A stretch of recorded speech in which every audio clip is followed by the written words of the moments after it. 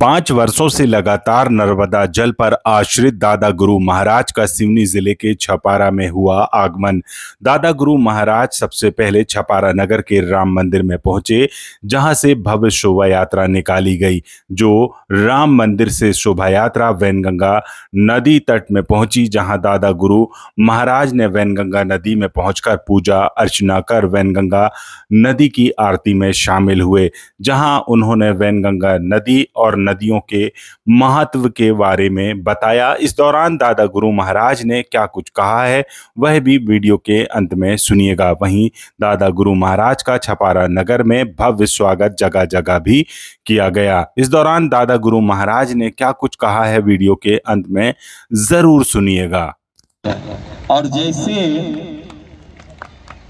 गंगा के तट पर काशी बसा है, वैसे ही हमारी वैनगंगा शिव गंगा के द्वार पर हमारा छपारा और शिवनी बसा है। बड़े बड़े भाग्य एक गंगा के तट पर काशी को देखा, और आज हम वैनगंगा के तट पर हम उस लघु काशी छपारा कहते हो, शिवनी कहते हो। ये क्या है? ये लघु काशी है, ये लघु काशी है, जिस द्वार पर बिन मांगे ही उपहार और उपचार मिल जाता है। ये वो शिव गंगा वैनगंगा का द्वार है, जिसके द्वार पर हरि का मिलना, परमात्मा ईश्वर का मिलना हो जाए। आज सारी दुनिया हमारी ओर देखती है, और ये भी देखकर विचार कर रही है कि देखो इस देवधरा भारत के लोगों को, गांव नगर को, ये नदियों से बात करते हैं, नदी से संवाद करते हैं, नदी के द्वार पर ये प्रार्थना करते हैं, और सारी दुनिया देख रही है। और अभी सारी दुनिया ने गंगा के तट पर देखना इस संस्कृति की सामर्थ्य को। धन बल से हम समाज को खड़ा नहीं कर सकते, दुनिया को खड़ा नहीं कर सकते, लेकिन दुनिया के अंदर एक सनातन संस्कृति है जिसने सारी दुनिया को खड़ा कर दिया। अभी देखो कुंभ भरा गंगा के तट पर भरा हुआ था। कुंभ वो संस्कृति है जिस संस्कृति ने दुनिया को सिर्फ आकर्षित ही नहीं किया, एक संस्कृति जिसने दुनिया को गंगा के द्वार पर खड़ा कर दिया। असद एक हमारी संस्कृति, एक हमारा धर्म है जो माटी को मां के रूप में पूजता है। कौन होगा बताओ दुनिया में जो धरती को माटी को मां कहता है? हम हैं। कौन होगा दुनिया में जो नदियों को मां के रूप में पूजता है? और हमें गर्व है अपनी संस्कृति पर, अपने धर्म पर, कि दुनिया ने तो जन्म देने वाली को मां कहा है, लेकिन दुनिया के अंदर एकमात्र सनातन धर्म वो संस्कृति है जो जीवन देने वाली को मां कहती है, जो पालन पोषण करने वाली को भी मां कहती है। और हम बड़े बड़े भागी है कि जिसने हमारे गांव नगर को जीवन दिया। जन्म देने वाली से ज्यादा जीवन देने वाली का दर्जा हमारा, हमने उसको ऊंचा बताया है। पालन पोषण करने वाली को भी हमने मां कहा। और आज देखो, आज हम गांव नगर को सिर्फ यही प्रार्थना करने के लिए आए हैं कि दुनिया नदी के रूप में देख रही है, हमें तो नदी के रूप में साक्षात भगवती मिली है, हमें तो नदी के रूप में साक्षात हमने उन शक्तियों को प्राप्त किया है। ये वही शक्तियां हैं, गंगा, यमुना, गोदावरी, कावेरी, नर्मदा, वैनगंगा।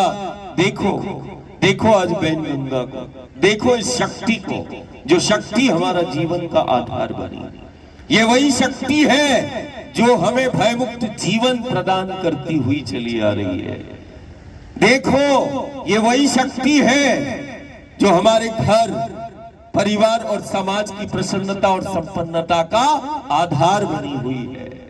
देखो ये वही शक्ति है जो हमारे कुल और वंश को सुरक्षा प्रदान करती हुई चली आ रही है, जीवन देती है। ये वही शक्ति है, ये वही शक्ति है जो हमारे जीवन का आधार है। और ये वही शक्ति है नदी के रूप में, उस बैन गंगा के रूप में, उस शिव गंगा के रूप में, जो हमारे कुल और वंश की प्रसन्नता और संपन्नता का आधार बनी है।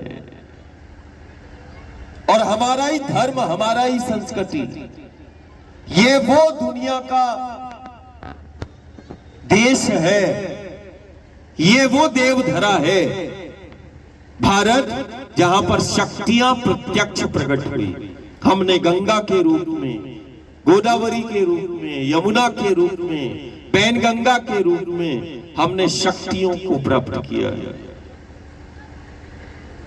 और देखो हम ही हैं, एक तरफ नदियों के रूप में शक्ति को प्राप्त किया, गंगा, पैन गंगा, यमुना, गोदावरी के रूप में शक्तियां हैं जो हमारे जीवन का आधार है। ये वही शक्तियों के तट पर हम बैठे हैं जहां गुरु और गोविंद से, परमात्मा और ईश्वर से मिलना हुआ। ये वही तट और पथ है जहां हर युग सदी में गुरु गोविंद ने लीला की। ये तट नहीं, इसको तुम मठ जानना। आज से छपारा लघु काशी बोलेगा कि ये बैन गंगा, शिव गंगा का ये तट नहीं, ये जीते जागते मठ है। तुम तो बोला करो मेरा तट, मेरा मठ। सिर्फ भाव, गुरु क्या देगा? दृष्टि देगा। गुरु ने क्या दिया? एक विचार दिया।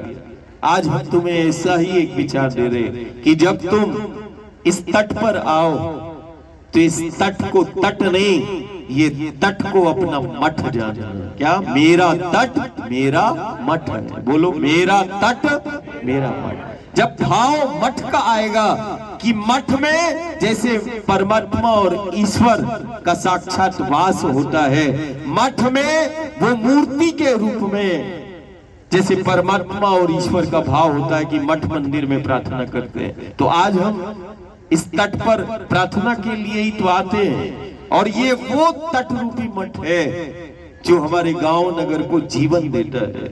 ये वो मठ है जहां परमात्मा का साक्षात्कार होता है। और ये वो मठ है तट के रूप में जहां परमात्मा और ईश्वर साक्षात मिल जाता है। गुरु और गोविंद जहां साक्षात मिल जाए, ये वो मठ है जिसको हम तट बोलते हैं। तो आज से अपने को ये कहना है कि मेरा तट मेरा, थोड़ा जोर से बोलो। हम वायु पे चल रहे, जल पे चल रहे, तुम तो दोनों टाइम भोजन कर रहे हैं। हाथ खड़ा करो, दो टाइम भोजन कौन कर रहा है? यही मैया दे रही। देखो सब, मेरा तट मेरा तट, एक इसको ध्यान देना है। और जब मठ का भाव आएगा कि हम मठ में हैं, तो स्वाभाविक है कि उस मठ को कौन गंदा करता है? जिस मठ में परमात्मा और ईश्वर और देवता का वास होता है। मठ में कोई गंदगी नहीं फैलाएगा, मठ को कोई नहीं छेड़ता, मंदिर को नहीं छेड़ता। और जो मठ मंदिर को छेड़ता है वो फिर समाज में नहीं रहता। मठ मंदिर को छेड़ने वाला कोई नहीं। क्यों? कारण वो मठ में कोई गंदगी नहीं करता, मठ को कोई नहीं छेड़ता।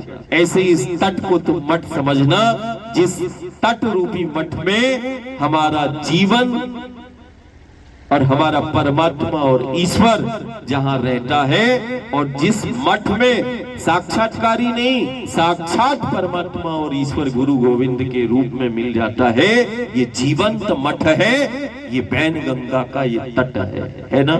इसको ऐसे समझना।